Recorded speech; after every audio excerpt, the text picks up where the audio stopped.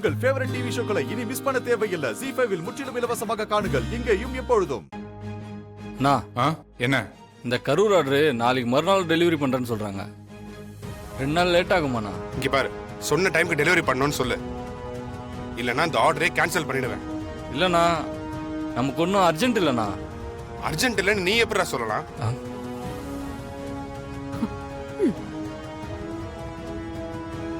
இன்னைக்கு அந்த சரக்கு இருந்தா 4 துணி சேர்த்து விற்காதா? ஒரு ஷர்ட் சைஸே எனக்கு பத்தல, வேற டிசைன் இருக்கான்னு கேட்டான்ல, அந்த லோடு வந்திருந்தா கரெக்டா இருக்கும்ல. இங்க பாரு, நீ போய் ஈவினிங் அந்த டெலிவரி வேணும்னு சொல்லு. சரிண்ணா.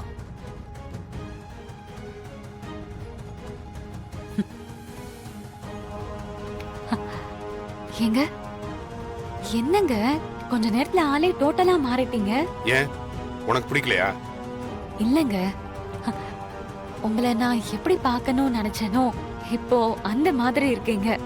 ரைட்டான டெசிஷன் எடுக்கிறீங்க. கடை மொத்தமா உங்க கண்ட்ரோல்ல வந்தா வியாபாரம் பெருசா இருக்கும். உங்க மேலயும் மத்தவங்களுக்கு மரியாதை இருக்குங்க. என்னாச்சு? கிறுக்கு பிடிச்சிருக்கு. நான் ஒன்று சொன்ன அவன் ஒன்று புரிஞ்சுக்கிட்டு எல்லா முடிவும் நான் தான் எடுக்கணும் உளறிட்டு இருக்கான். இரு போறேன். என்ன? அதான் அவரே முடிவு பண்றேன்னு சொல்றாருல, விடு பண்ணட்டும்.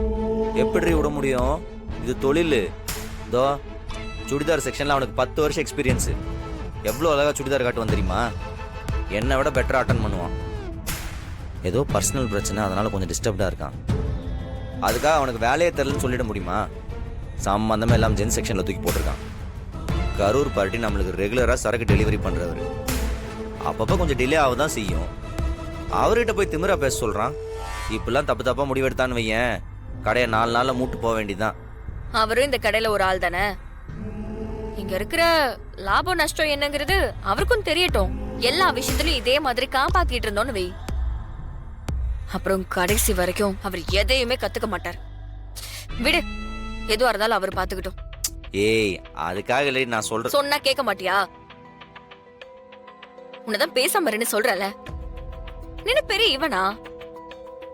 உங்க அண்ணன் என்ன தப்பு பண்ணாலும் முன்னாடி போய் நின்னு ஏத்துப்பல. அவங்க எடுக்கிற முடிவுக்கு அவங்க தான் பொறுப்பு. அது நல்லதா இருந்தாலும் சரி, கெட்டதா இருந்தாலும் சரி, அவங்க தான் அனுபவிக்கணும். இவர் பெரிய கிருஷ்ண பரமாத்மா. ஆபத்துன்னு கூப்பிட்ட உடனே ஓடி போய் நின்றுவாரு. அப்படியே அநீதியை கண்டு பொங்கி எந்திரிச்சிருவாரு.